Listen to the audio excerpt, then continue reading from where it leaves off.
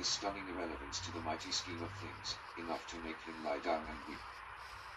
Or enough to make him become a rock singer, when you think about it.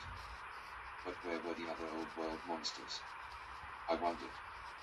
How did other vampires exist in a world in which each death was recorded in giant electronic computers, and bodies were carried away to refrigerated crypts? Probably concealing themselves like loathsome insects in the shadows, as they have always done, no matter how much philosophy they talked or how many covens they formed. Well, when I raised my voice with the diode band called Satan's Night Out, I would bring them all into the light soon enough. I continued my education. I talked to mortals at bus stops and at gas stations and in elegant drinking places. I read books. I decked myself out in the shimmering green skins of the fashionable shops. I wore white turtleneck shirts and crisp khaki safari jackets, or lush grey velvet blazers with cashmere scarves. I powdered down my face so that I could pass beneath the chemical lights of the all-night supermarkets, the hamburger joints, the carnival thoroughfares called nightclub strips. I was learning. I was in love.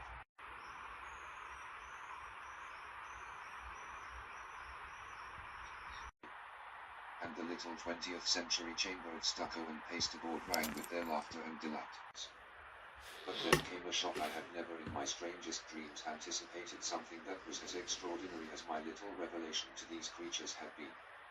In fact, it was so overwhelming that it might have driven me out of their world and back underground. I don't mean I would have gone into the deep slumber again.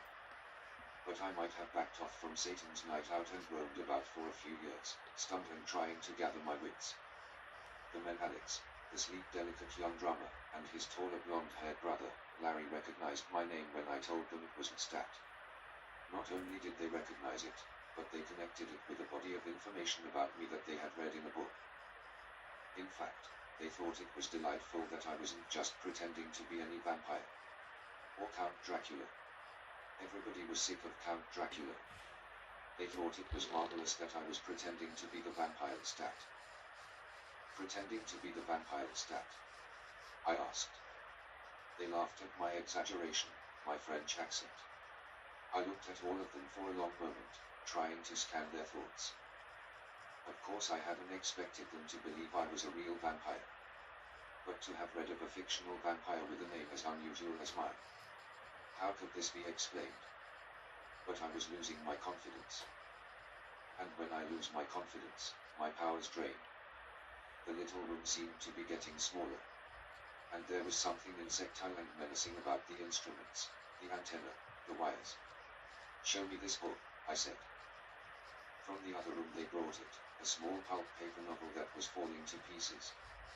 The binding was gone, the cover ripped, the whole held together by a rubber band. I got a preternatural chill of sorts at the sight of the cover. Interview with the vampire. Something to do with a mortal or getting one of the undead to tell the tale. With their permission, I went into the other room, stretched out on their bed, and began to read. When I was halfway finished, I took the book with me and left the house. I stood stock still beneath a street lamp with the book until I finished it. Then I placed it carefully in my breast pocket. I didn't return to the band for 7 nights. During much of that time, I was roaming again, crashing through the night on my Harley-Davidson motorcycle with the Bart Goldberg variations turned up to full volume. And I was asking myself, Stat, what do you want to do now? And the rest of the time I studied with a renewed purpose. I read the fat paperback histories and lexicons of rock music, the chronicles of its stars. I listened to the albums and pondered in silence the concert videotapes. And when the night was empty and still, I heard the voices of interview with the vampire singing to me, as if they sang from the grave. I read the book over and over. And then in a moment of contemptible anger, I shredded it to bits. Finally, I came to my decision. I met my young lawyer, Christine, in her darkened skyscraper office with only the downtown city to give us light. Lovely she looked against the glass wall behind her, the dim buildings beyond forming a harsh and primitive terrain in which 1,000 torches burned. It is not enough any longer that my little rock band be successful, I told her. We must create a fame that will carry my name and my voice to the remotest parts of the world. Quietly, intelligently, as lawyers are wont to do, she advised me against risking my fortune. Yet as I continued with maniacal confidence, I could feel her seduction, the slow dissolution of her common sense. The best French directors for the rock video films, I said. You must lure them from New York and Los Angeles. There is ample money for that. And here you can find the studios, Chile, in which we will do our work. The young record producers who mix the sound after again, you must hire the best. It does not matter what we spend on this venture. What is important is that it be orchestrated, that we do our work in secret until the moment of revelation when our albums and our films are released with the book that I propose to write. Finally her head was swimming with dreams of wealth and power. Her pen raced as she made her notes. And what did I dream of as I spoke to her? Of an unprecedented rebellion, a great and horrific challenge to my kind all over the world. These rock videos, I said. You must find directors who will realize my visions. The films are to be sequential. They must tell the story that is in the book I want to create. And the songs, many of them I've already written. You must obtain superior instruments, synthesizers, the finest sound systems, electric guitars, violins. Other details we can attend to later. The designing of vampire costumes, the method of presentation to the rock television stations, the management of our first public appearance in San Francisco, all that in good time. What is important now is that you make the phone calls, get the information you need to begin. I didn't go back to Satan's Night Out until the first agreements were struck and signatures had been obtained. Dates were fixed, studios rented, letters of agreement exchanged. Then Christine came with me, and we had a great leviathan of a limousine for my darling young rock plays, Larry and Alex and Tough Cookie. We had breathtaking sums of money, we had papers to be signed. Under the drowsy oaks of the quiet Garden District Street, I poured the champagne into the glistening crystal glasses for them. To the vampire Lestat, we all sang in the moonlight. It was to be the new name of the band, of the book I'd write. Tough Cookie threw her succulent little arms around me. We kissed tenderly amid the laughter and the wreath of wine. Ah, the smell of innocent blood. And when they had gone off in the velvet-lined motor coach, I moved alone through the balmy night towards Street Charles Avenue, and thought about the danger facing them, my little mortal friends. It didn't come from me, of course. But when the long period of secrecy was ended, they would stand innocently and ignorantly in the international limelight with their sinister and reckless star. Well, I would surround them with bodyguards and hangers-on for every conceivable purpose. I would protect them from other immortals as best I could. And if the immortals were anything like they used to be in the old days, they'd never risk a vulgar struggle with a human force like that. As I walked up to the busy avenue, I covered my eyes with mirrored sunglasses. I rode the rickety old street, Charles streetcar downtown. And through the early evening crowd I wandered into the elegant double-decker bookstore called DeVille Books, and there stared at the small paperback of Interview with the Vampire on the shelf. I wondered how many of our kind had noticed the book. Never mind for the moment the mortals who thought it was fiction. What about other vampires? Because if there is one law that all vampires hold sacred, it is that you do not tell mortals about us. You never pass on our secrets to humans unless you mean to bequeath the dark gift of our powers to them. You never name other immortals. You never tell where their lairs might be. My beloved Louis, the narrator of Interview with the Vampire, had done all this. He had gone far beyond my secret little disclosure to my rock singers. He had told hundreds of thousands of readers. He had all but drawn them a map and placed an X on the very spot in New Orleans where I slumbered, though what he really knew about that, and what his intentions were, was not clear. Regardless, for what he'd done, others would surely hunt him down. And there are very simple ways to destroy vampires, especially now. If he was still in existence, he was an outcast and lived in a danger from our kind that no mortal could ever pose. All the more reason for me to bring the book and the band called the Vampire Lestat to fame as quickly as possible. I had to find Louis. I had to talk to him. In fact, after reading his account of things, I ached for his romantic illusions, and even his dishonesty. I ached even for his gentlemanly manners and his physical presence, the deceptively soft sound of his voice. Of course I hated him for the lies he told about me. But the love was far greater than the hate. He had shared the dark and romantic years of the 19th century with me. He was my companion as no other immortal had ever been. And I ached to write my story for him, not an answer to his malice in Interview with the Vampire, but the tale of all the things I'd seen and learned before I came to him, the story I could not tell him before. Old rules didn't matter to me now, either. I wanted to break every one of them. And I wanted my band and my book to draw out not only Louis but all the other demons that I had ever known and loved. I wanted to find my lost ones, awaken those who slept as I had slept. Fledglings and ancient ones, beautiful and evil and mad and heartless, they'd all come after us, and delicious and mad. And I knew Louis would understand. It must have been behind his interview, his confessions. I wanted mortals to know about us. I wanted to proclaim it to the world the way I told it to Alex and Larry and Tough Cookie, and my sweet lawyer, Christine. And it didn't matter that they didn't believe it. It didn't matter that they thought it was art. The fact was that, after 2 centuries of concealment, I was visible to mortals. I spoke my name aloud. I told my nature. I was there. But again, I was going farther than Louis.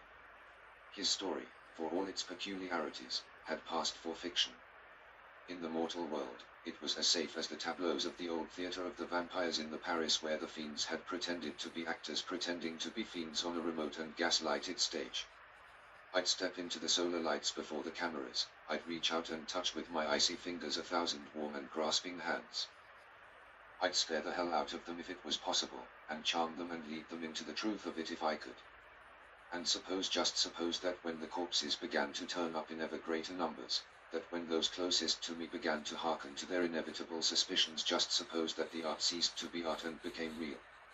I mean, what if they really believed it, really understood that this world still harbored the old world demon thing, the vampire? Oh, what a great and glorious war we might have then. We would be known, and we would be hunted, and we would be fought in this glittering urban wilderness as no mythic monster has ever been fought by man before. How could I not love it, the mere idea of it? How could it not be worth the greatest danger, the greatest and most ghastly defeat? Even at the moment of destruction, I would be alive as I have never been. But to tell the truth, I did elation and disaster. Well, that added a hell of a lot of spice. Out of the gloomy waste of Canal Street, I went back up the stairs to my rooms in the old-fashioned French Quarter Hotel. Quiet it was, and suited to me, with the Vieux Carrel spread out beneath its windows, the narrow little streets of Spanish townhouses I'd known for so long. On the giant television set I played the cassette of the beautiful Visconti film Death in Venice. An actor said at one point that evil was a necessity. It was food for genius. I didn't believe that. But I wish it were true. Then I could just be Lestat, the monster, couldn't I? And I was always so good at being a monster. Ah, well. I put a fresh disk into the portable computer word processor and I started to write the story of my life. The early education and adventures of the vampire Lestat. Part I, Lelia Rising. 1. In the winter of my 21st year, I went out alone on horseback to kill a pack of wolves. This was on my father's land in the Orphan in France, and these were the last decades before the French Revolution. It was the worst winter that I could remember, and the wolves were stealing the sheep from our peasants and even running at night through the streets of the village. These were bitter years for me.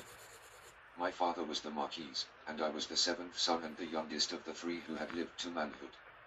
I had no claim to the title or the land, and no prospects. Even in a rich family, it might have been that way for a younger boy, but our wealth had been used up long ago. My eldest brother, Augustin, who was the rightful heir to all we possessed, had spent his wife's small dowry as soon as he married her. My father's castle, his estate, and the village nearby were my entire universe. And I'd been born restless, the dreamer, the angry one, the complainer. I wouldn't sit by the fire and talk of old wars and the days of the Sun King. History had no meaning for me. But in this dim and old-fashioned world, I had become the hunter. I brought in the pheasant, the venison, and the trout from the mountain streams, whatever was needed and could be got to feed the family.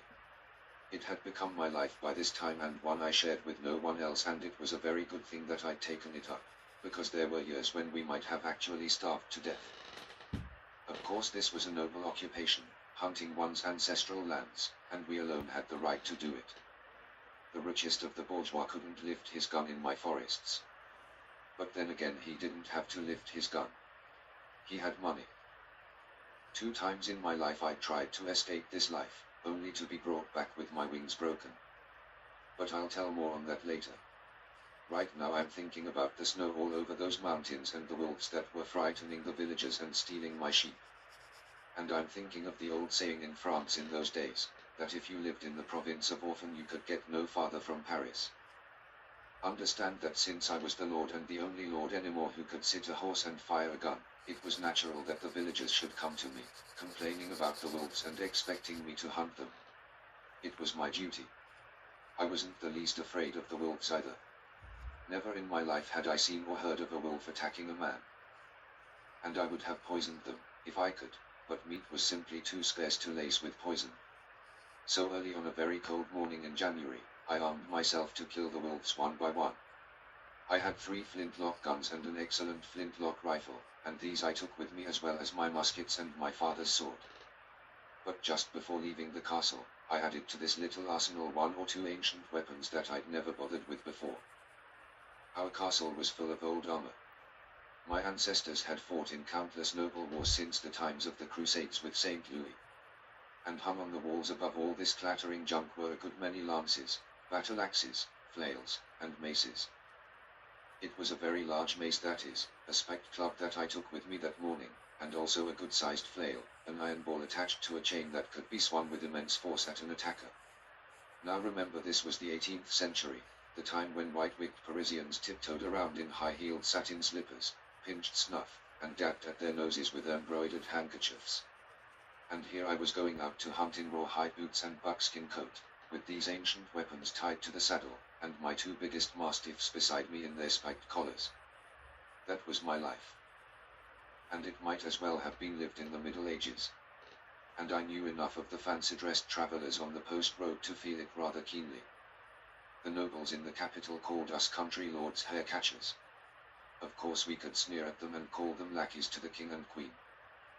Our castle had stood for 1,000 years, and not even the great Cardinal Richelieu in his war on our kind had managed to pull down our ancient towers. But as I said before, I didn't pay much attention to history. I was unhappy and ferocious as I rode up the mountain. I wanted a good battle with the wolves. There were 5 in the pack according to the villagers, and I had my guns and 2 dogs with jaws so strong they could snap a wolf's spine in an instant. Well, I rode for an hour up the slopes. Then I came into a small valley I knew well enough that no snowfall could disguise it. And as I started across the broad empty field towards the barren wood, I heard the first howling. Within seconds there had come another howling and then another, and now the chorus was in such harmony that I couldn't tell the number of the pack, only that they had seen me and were signaling to each other to come together, which was just what I had hoped they would do. I don't think I felt the slightest fear then. But I felt something, and it caused the hair to rise on the backs of my arms. The countryside for all its vastness seemed empty. I readied my guns. I ordered my dogs to stop their growling and follow me, and some vague thought came to me that I had better get out of the open field and into the woods and hurry. My dogs gave their deep baying alarm. I glanced over my shoulder and saw the wolves hundreds of yards behind me and streaking straight towards me over the snow. 3 giant grey wolves they were, coming on in a line. I broke into a run for the forest. It seemed I would make it easily before the 3 reached me, but wolves are extremely clever animals, and as I rode hard for the trees I saw the rest of the pack, some 5 full-grown animals, coming out ahead of me to my left. It was an ambush, and I could never make the forest in time. And the pack was 8 wolves, not 5 as the villagers had told me. Even then I didn't have sense enough to be afraid. I didn't ponder the obvious fact that these animals were starving or they'd never come near the village. Their natural reticence with men was completely gone. I got ready for battle. I stuck the flail in my belt, and with the rifle I took aim. I brought down a big male yards away from me and had time to reload as my dogs and the pack attacked each other. They couldn't get my dogs by the neck on account of the spiked collars. and in this first skirmish my dogs brought down one of the wolves in their powerful jaws immediately. I fired and brought down a second. But the pack had surrounded the dogs. As I fired again and again, reloading as quickly as I could and trying to aim clear of the dogs, I saw the smaller dog go down with its hind legs broken. Blood streamed over the snow.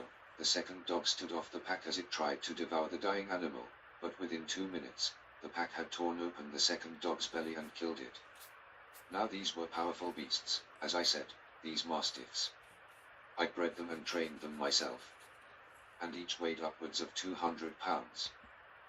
I always hunted with them, and though I speak of them as dogs now, they were known only by their names to me then, and when I saw them die, I knew for the first time what I had taken on and what might happen.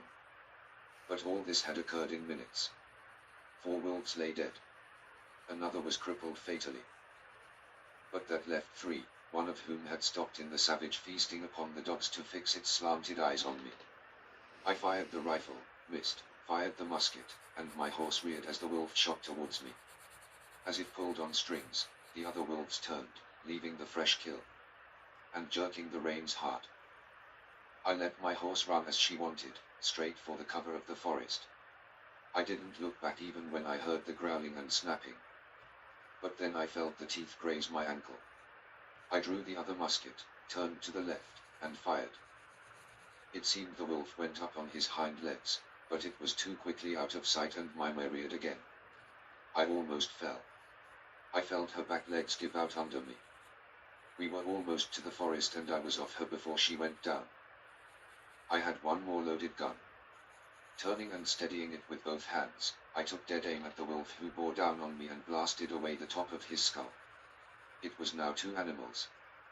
The horse was giving off a deep rattling whinny that rose to a trumpeting shriek, the worst sound I have ever heard from any living thing. The 2 wolves had her. I bolted over the snow, feeling the hardness of the rocky land under me, and made it to the tree. If I could reload I could shoot them down from there. But there was not a single tree with limbs low enough for me to catch hold of. I leapt up trying to catch hold, my feet slipping on the icy bark, and fell back down as the wolves closed in. There was no time to load the one gun I had left to me. It was the flail and the sword because the mace I had lost a long way back. I think as I scrambled to my feet, I knew I was probably going to die. But it never even occurred to me to give up. I was maddened, wild. Almost snarling, I faced the animals and looked the closest of the 2 wolves straight in the eye. I spread my legs to anchor myself. With the flail in my left hand, I drew the sword. The wolves stopped. The first, after staring back, bowed its head and trotted several paces to the side. The other waited as if for some invisible signal. The first looked at me again in that uncannily calm fashion and then plunged forward. I started swinging the flail so that the spiked ball went round in a circle.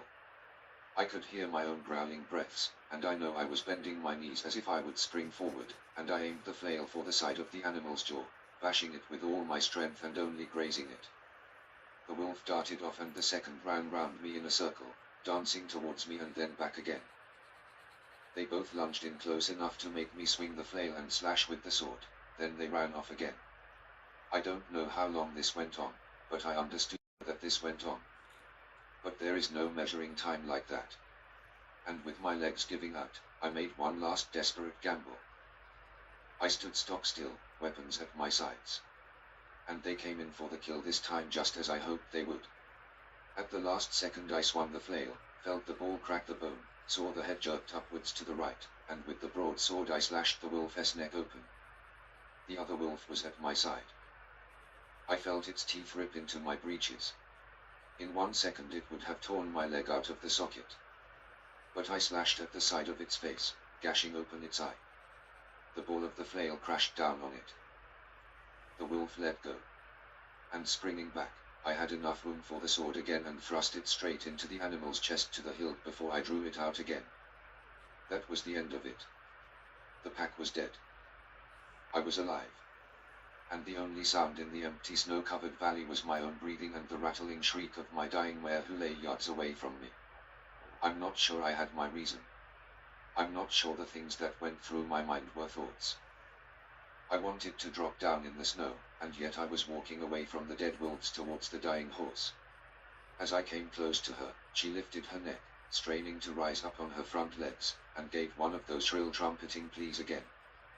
The sound bounced off the mountains. It seemed to reach heaven. And I stood staring at her dark broken body against the whiteness of the snow, the dead hindquarters and the struggling forelegs, the nose lifted skyward, ears pressed back, and the huge innocent eyes rolling up into her head as the rattling cry came out of her.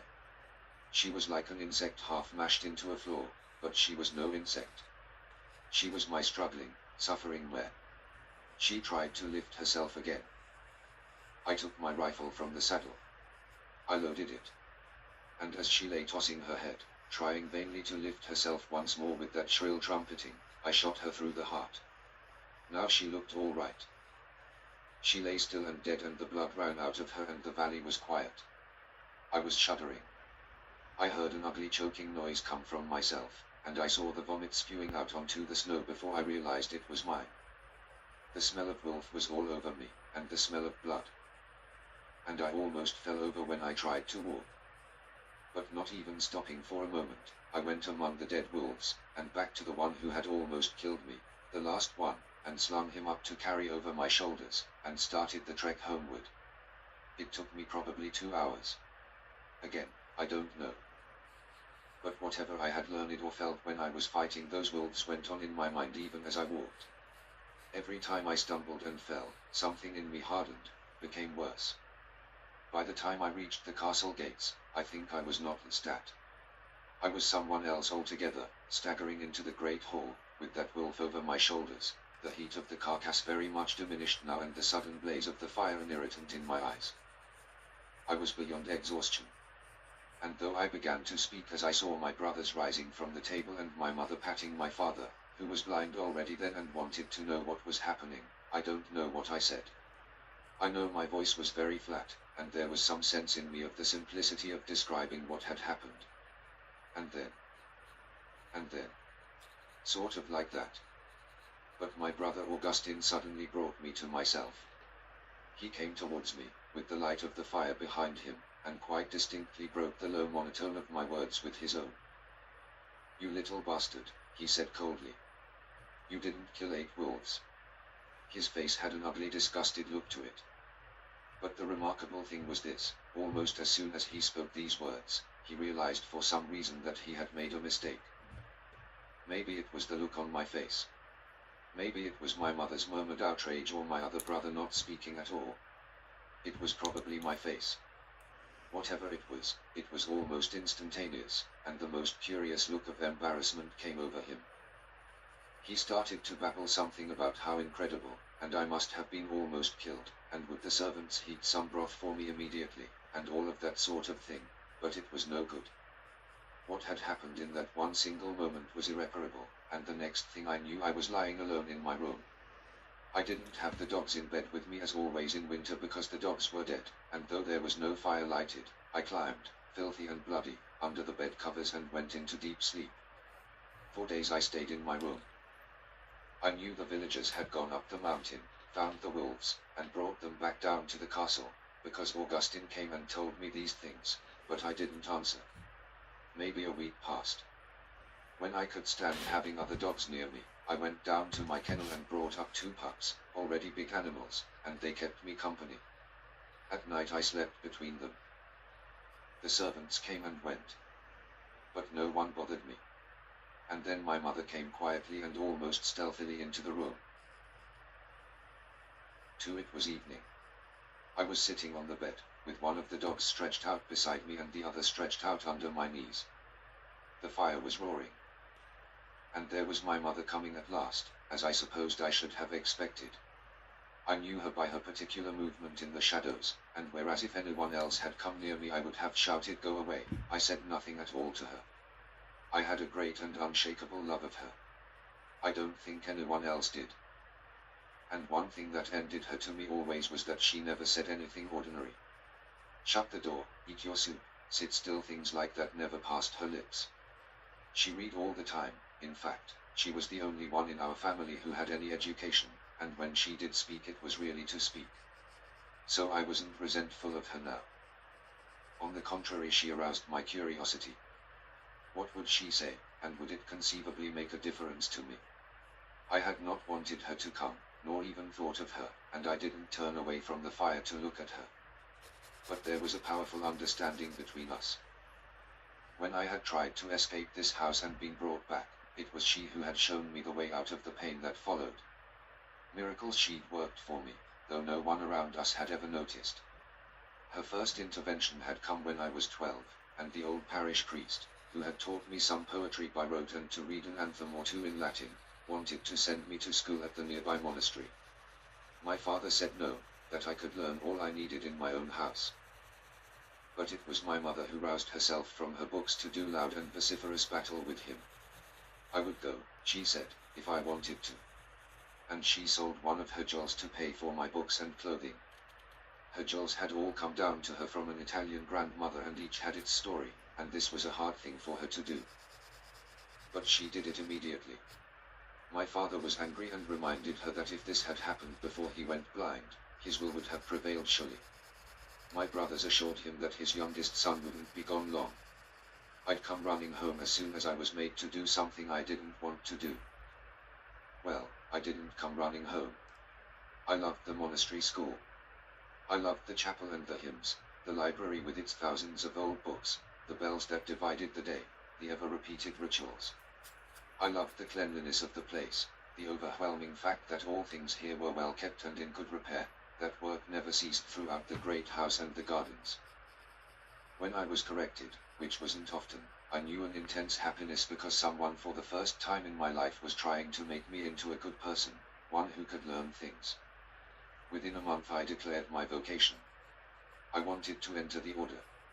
I wanted to spend my life in those immaculate cloisters, in the library writing on parchment and learning to read the ancient books. I wanted to be enclosed forever with people who believed I could be good if I wanted to be. I was liked there. And that was a most unusual thing. I didn't make other people there unhappy or angry. The Father Superior wrote immediately to ask my father's permission.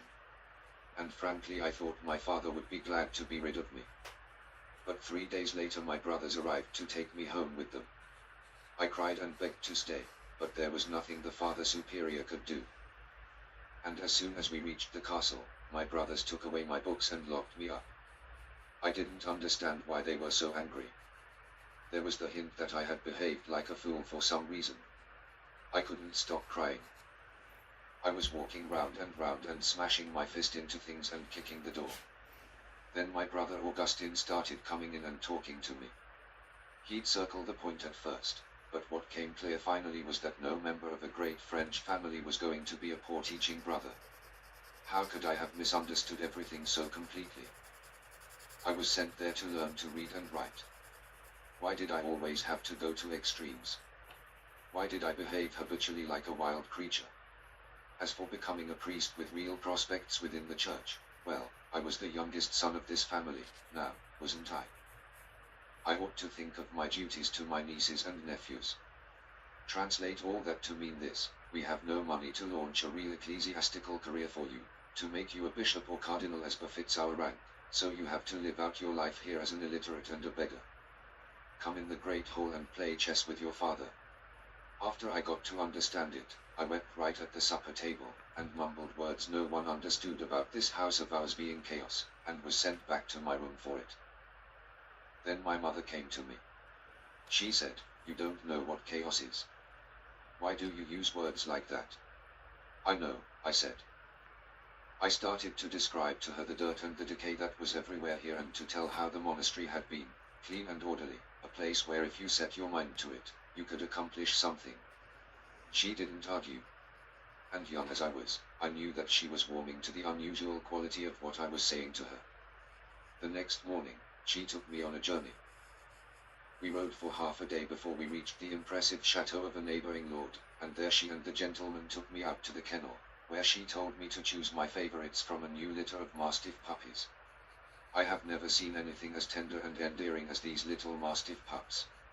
And the big dogs were like drowsy lions as they watched us. Simply magnificent. I was too excited almost to make the choice. I brought back the male and female that the Lord advised me to pick, carrying them all the way home on my lap in a basket. And within a month, my mother also bought for me my first flintlock musket and my first good horse for riding. She never did say why she'd done all this, but I understood in my own way what she had given me. I raised those dogs, trained them, and founded a great kennel upon them. I became a true hunter with those dogs, and by the age of 16 I lived in the field. But at home, I was more than ever a nuisance. Nobody really wanted to hear me talk of restoring the vineyards or replanting the neglected fields, or of making the tenants stop stealing from us. I could affect nothing. The silent ebb and flow of life without change seemed deadly to me. I went to church on all the feast days just to break the monotony of life. And when the village fairs came round, I was always there, greedy for the little spectacles I saw at no other time, anything really to break the routine. It might be the same old jugglers, mimes, and acrobats of years past, but it didn't matter. It was something more than the change of the seasons and the idle talk of past glories. But that year, the year I was 16, a troupe of Italian players came through, with a painted wagon in back of which they set up the most elaborate stage I'd ever seen. They put on the old Italian comedy with Pantalone and Pulcinella and the young lovers, Lelio and Isabella, and the old doctor and all the old tricks. I was in raptures watching it. I'd never seen anything like it, the cleverness of it, the quickness, the vitality. I loved it even when the words went so fast I couldn't follow them. When the troupe had finished and collected what they could from the crowd, I hung about with them at the inn and stood them all to wine I couldn't really afford, just so that I could talk to them. I felt inexpressible love for these men and women. They explained to me how each actor had his role for life, and how they did not use memorized words, but improvised everything on the stage. You knew your name, your character, and you understood him and made him speak and act as you thought he should. That was the genius of it. It was called the Commedia dell'arte. I was enchanted. I fell in love with the young girl who played Isabella. I went into the wagon with the players and examined all the costumes and the painted scenery, and when we were drinking again at the tavern, they let me act out Lelio, the young lover to Isabella, and they clapped their hands and said I had the gift. I could make it up the way they did. I thought this was all flattery at first, but in some very real way, it didn't matter whether or not it was flattery. The next morning when their wagon pulled out of the village, I was in it. I was hidden in the back with a few coins I'd managed to save and all my clothes tied in a blanket. I was going to be an actor. Now, Lelio in the old Italian comedy is supposed to be quite handsome. He's the lover, as I have explained, and he doesn't wear a mask. If he has manners, dignity, aristocratic bearing, so much the better because that's part of the role. Well, the troupe thought that in all these things I was blessed. They trained me immediately for the next performance they would give. And the day before we put on the show, I went about the town, a much larger and more interesting place than our village, to be certain advertising the play with the others. I was in heaven. But neither the journey nor the preparations nor the camaraderie with my fellow players came near to the ecstasy I knew when I finally stood on that little wooden stage. I went wildly into the pursuit of Isabella. I found a tongue for verses and wit I'd never had in life. I could hear my voice bouncing off the stone walls around me. I could hear the laughter rolling back at me from the crowd. They almost had to drag me off the stage to stop me, but everyone knew it had been a great success.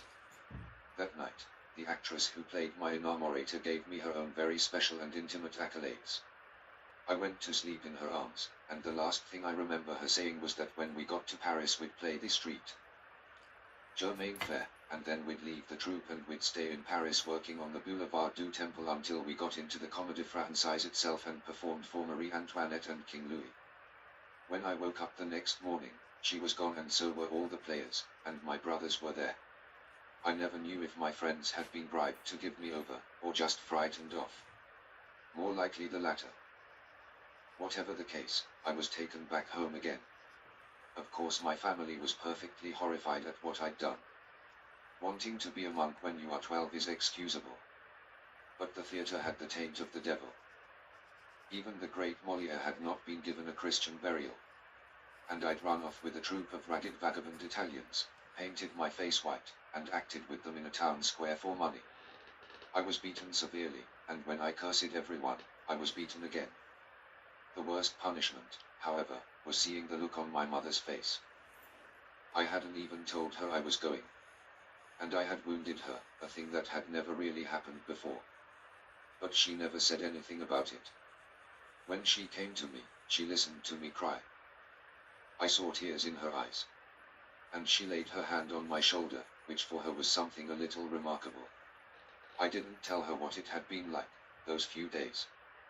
But I think she knew. Something magical had been lost utterly. And once again, she defied my father. She put an end to the condemnations, the beatings, the restrictions. She had me sit beside her at the table. She deferred to me, actually talked to me in conversation that was perfectly unnatural to her, until she had subdued and dissolved the rancor of the family. Finally, as she had in the past, she produced another of her jewels and she bought the fine hunting rifle that I had taken with me when I killed the wolves. This was a superior and expensive weapon, and in spite of my misery, I was fairly eager to try it. And she added to that another gift, a sleek chestnut mare with strength and speed I'd never known in an animal before. But these things were small compared to the general consolation my mother had given me. Yet the bitterness inside me did not subside. I never forgot what it had been like when I was Lelio. I became a little crueler for what had happened, and I never went again to the village fair. I conceived of the notion that I should never get away from here, and oddly enough as my despair deepened, so my usefulness increased. I alone put the fear of God into the servants or tenants by the time I was 18. I alone provided the food for us. And for some strange reason this gave me satisfaction. I don't know why.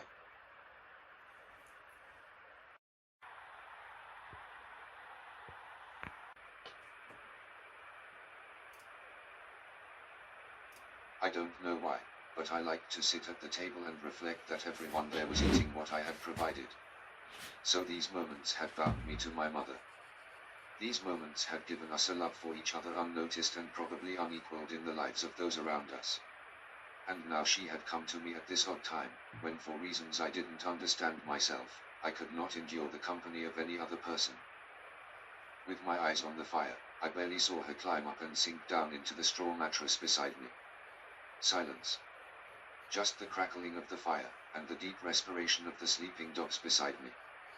Then I glanced at her, and I was vaguely startled. She'd been ill all winter with a cough, and now she looked truly sickly, and her beauty, which was always very important to me, seemed vulnerable for the first time. Her face was angular and her cheekbones perfect, very high and broadly spaced but delicate. Her jawline was strong yet exquisitely feminine. And she had very clear cobalt blue eyes fringed with thick ashen lashes. If there was any flaw in her it was perhaps that all her features were too small, too kittenish, and made her look like a girl. Her eyes became even smaller when she was angry, and though her mouth was sweet, it often appeared hard. It did not turn down, it wasn't twisted in any way, it was like a little pink rose on her face. But her cheeks were very smooth and her face narrow, and when she looked very serious, her mouth, without changing at all, looked mean for some reason. Now she was slightly sunken. But she still looked beautiful to me. She still was beautiful. I liked looking at her. Her hair was full and blonde, and that I had inherited from her. In fact, I resemble her at least superficially. But my features are larger, cruder, and my mouth is more mobile and can be very mean at times.